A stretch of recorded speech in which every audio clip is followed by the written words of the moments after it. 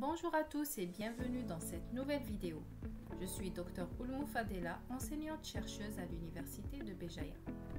Dans ma vidéo précédente intitulée About Video, je vous avais présenté mon cours de thermodynamique qui était destiné aux premières années tronc commun sciences et technologies. Aujourd'hui, je vais vous présenter une partie du chapitre 1, Généralité sur la thermodynamique. Nous allons voir ensemble quelques définitions et concepts de base sur la thermodynamique. Pour cela, j'ai opté pour le plan suivant. Tout d'abord, je vais commencer par une petite introduction à la thermodynamique. Ensuite, nous allons voir ce que signifie un système et le milieu extérieur. Nous allons également voir les différents systèmes qui existent en thermodynamique. Et enfin, je vais terminer par la description d'un système thermodynamique. La thermodynamique est une branche fondamentale de la physique qui étudie les transformations d'énergie sous toutes ses formes, qu'elles soient chimiques ou bien nucléaires, mécaniques, calorifiques, etc. Elle s'intéresse principalement aux transformations de chaleur en travail et vice-versa. Comme elle suit également de près le sens des transformations entre les systèmes étudiés et le milieu extérieur et même à l'intérieur du système. Elle s'est avérée très importante en chimie car elle s'intéresse au bilan énergétique des réactions. Elle joue aussi un rôle important dans la biologie. La thermodynamique est également à la base de très nombreuses industries, que ce soit agroalimentaire, pharmaceutique ou même l'industrie pétrolière. La thermodynamique peut être abordée sous deux aspects, l'un macroscopique et l'autre microscopique. Pour commencer, définissons ensemble ce qu'est un système thermodynamique. Un système physique est une partie de l'univers qui est constituée d'un grand nombre de particules. Il est séparé par le reste de l'univers, c'est-à-dire le milieu extérieur, par une paroi réelle ou imaginaire à travers laquelle sont susceptibles de s'effectuer des échanges d'énergie et de matière avec le milieu extérieur. L'ensemble système et milieu extérieur constitue l'univers. Par convention de signe, ce qui est reçu par le système, que ce soit travail ou chaleur, sera compté positivement, alors que ce qui est cédé ou perdu par le système sera compté négativement. D'un point de vue échange entre le système et le milieu extérieur, on distingue trois types de systèmes. Un système ouvert, un système fermé et un système isolé. Commence par le système ouvert. Il peut échanger avec le milieu extérieur de l'énergie et de la matière. On peut prendre par exemple les êtres vivants, l'eau liquide qui bout dans une casserole ou une bougie allumée. En ce qui concerne le système fermé, il peut échanger de l'énergie, mais ne peut pas échanger de matière avec le milieu extérieur. On prend par exemple les piles électriques ou bien un réfrigérateur en fonctionnement, ou enfin les végétaux dans un récipient en verre. Pour ce qui est du système isolé, il ne peut échanger ni énergie ni matière avec le milieu extérieur.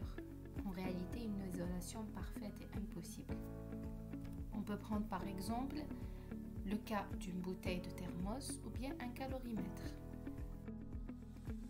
D'un point de vue de matière contenue dans le système, on distingue deux types de systèmes, le système homogène et le système hétérogène. Un système est dit homogène s'il est constitué d'une seule phase, qu'elle soit gaz, liquide ou bien solide, et les propriétés physico-chimiques comme la température, la pression, etc. sont les mêmes en chacun de ces points.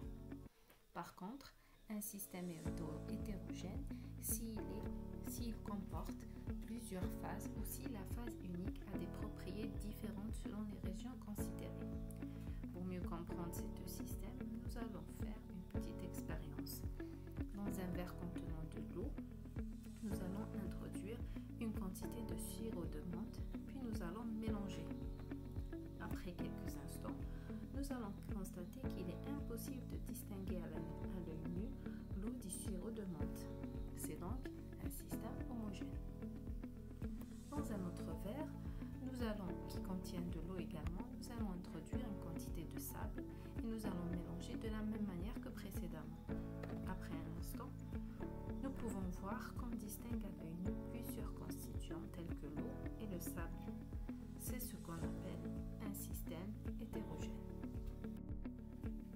L'état d'un système thermodynamique est défini par un ensemble de variables d'état qui décrivent ses propriétés à un moment donné. Les paramètres qui définissent l'état d'un système sont la température qui est exprimée en degrés Kelvin, la pression qui est mesurée en pascal ou bien en bar, le volume qui se mesure en mètres cubes, l'énergie interne qui est mesurée en joules par Kelvin et qui représente la somme des énergies dues à l'agitation des particules, l'enthalpie qui se mesure en joules par kilogramme et qui représente la quantité de chaleur à pression constante. Nous avons aussi l'entropie qui se mesure en joules par kilogramme, le travail qui se mesure en joules et enfin la chaleur qui se mesure en joules également. Parmi toutes les grandeurs d'état physique qui existent, on distingue deux types de grandeurs, à savoir les variables intensives et les variables extensives. Les variables intensives sont indépendantes de la taille et de la quantité de matière du système. Elles ne sont pas additives. On peut citer par exemple la pression ou bien la température. Pour ce qui est des variables extensives, elles sont proportionnelles à la quantité de matière. Elles peuvent être additionnées.